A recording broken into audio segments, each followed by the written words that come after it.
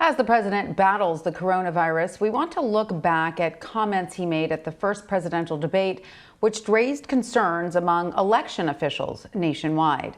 Last Tuesday, moderator Chris Wallace asked the president if he will commit to asking his supporters to avoid civil unrest this November. He also asked Mr. Trump if he is willing not to declare victory until the election results have been certified. Here's how the president responded.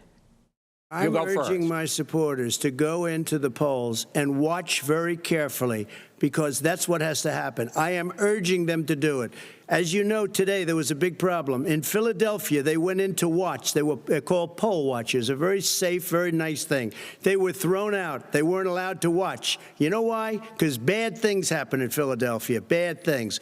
And I am urging my people. I hope it's going to be a fair election. If it's a fair election, I am 100% on board. But if I see tens of thousands of ballots being manipulated, I can't go along with that. And I'll tell you what. As always, we remind our viewers there's no evidence to support the president's claims that ballots are being manipulated. While poll watchers do exist and are necessary, they must follow certain rules and regulations. That wasn't the case in Philadelphia, as the president falsely claimed. Additionally, by encouraging his supporters to watch for alleged fraud in this unofficial capacity, the president is actually suggesting they commit a federal crime. It is illegal in every state for a civilian to loiter near a polling place or attempt in any way to intimidate voters. For more on voting, the Black community, and the 2020 race, I want to bring in T.W. Shannon in Oklahoma City. He is the co-chair of Black Voices for Trump. Welcome, T.W. Thank you for joining us. Hi, Tanya. Thank you for having me. So first off, I want to ask you about the president's call for his supporters to become poll watchers. What do you make of that, and is that something that you would support? Well, poll watchers are an important part of the election process, Tanya. You know, they've been used, in fact, during the civil rights era, as a big part of the civil rights movement, to have poll watchers to ensure the sanctity of the election. Right, of course, has been clear about. I'm sorry?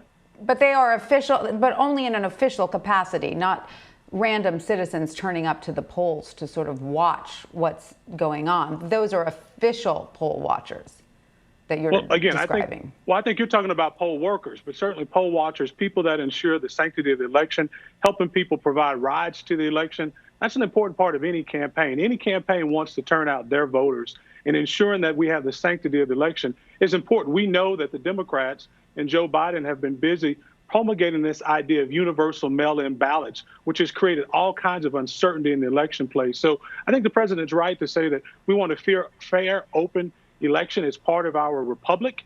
And I think the president's been smart to champion this idea. But you wouldn't encourage people to commit a federal crime, would you, to just show up at the polls and watch what's going on?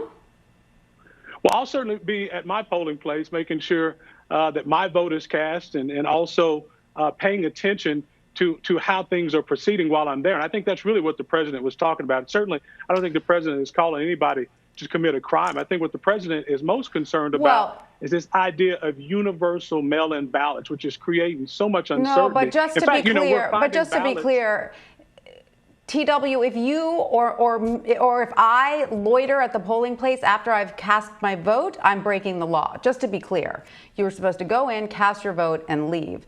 So, I mean, unless you are somehow there in an official capacity as a poll watcher, which is a procedure that needs to take place. But I cannot go to the polling place and sit there and wait and watch what goes on after I've cast my vote, nor can you. Well, as you know, as part of our republic process that we have volunteers that show up and help make sure that the election process goes smoothly. We've had it for years. It's been part of the movement. Every campaign will have people making sure that we have people getting to the polls. I really think that's what the president was implying, that we're making sure that every vote is counted. That's what's most important. In fact, when you think about the idea that so much uncertainty has been created by the left during this election campaign, it's really gone to the heart of Black voters. As you know, my ancestors, many of them died for us to have the right to vote. And I appreciate the president being so involved on Black Voter Day and spreading the message that we want every vote to count, but we only want it to count once. That's what's most important. The president's been a champion of that, and I think you're going to continue to see that.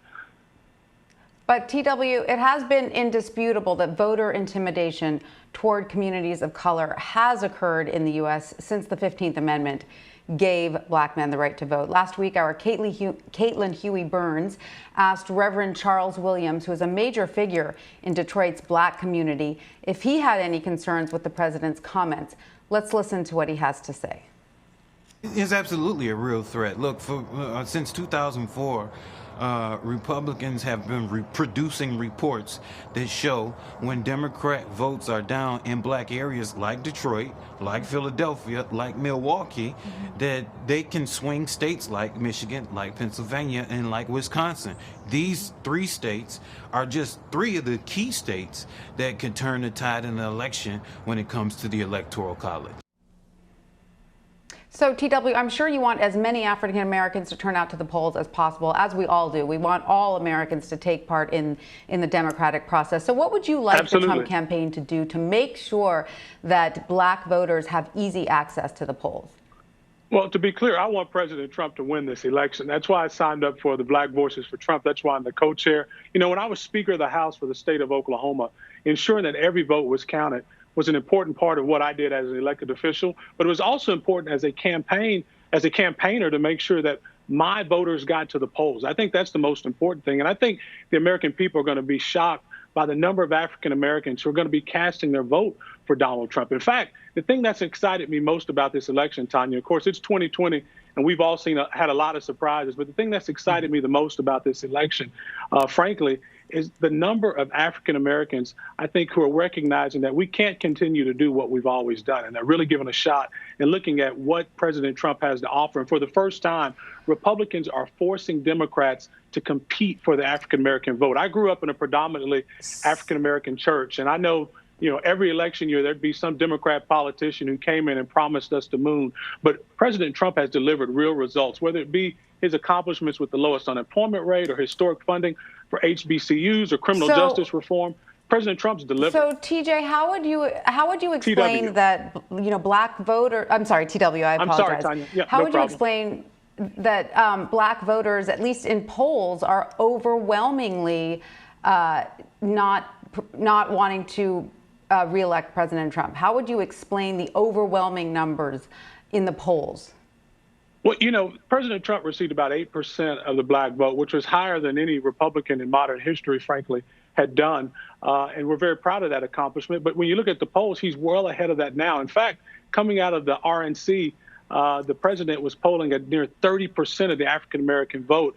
And I think a lot of people are giving a consideration to the results that President Trump has delivered, particularly when you contrast his record to that of Joe Biden. I mean, you know, I think about the debate the other night where there was so much talk about white supremacy. We all know that Joe Biden is the grand wizard of mass incarceration. And I'm so surprised that no one's asked him yet if he condemns the exalted cyclops of the KKK, Robert Beard, who he's called a friend and a mentor. So when you compare that record of Joe Biden's 47 years of either just ignoring black voters or taking us for granted. We want to go down about the candidates' records, you know, when it comes to defending or not, you know, or perhaps siding with white supremacists. We could get into that. That's a whole other argument. But I just want to ask you really quickly about COVID-19. Do you think that the president's record is acceptable when 1 in 1,000 black Americans died from COVID-19? Well, I agree with Dr. Fauci. I can't imagine any administration doing any more. In fact, because of President Trump on January 31 declaring the coronavirus a public health emergency and suspending entry into the U.S. to help stop the spread, probably 2 million lives were saved. And many of those were probably African-American lives. And it was on March 13th that President Trump declared a national emergency, which granted $42 billion to fight the coronavirus. So absolutely, the president has led on this. He's now actually a victim of COVID himself.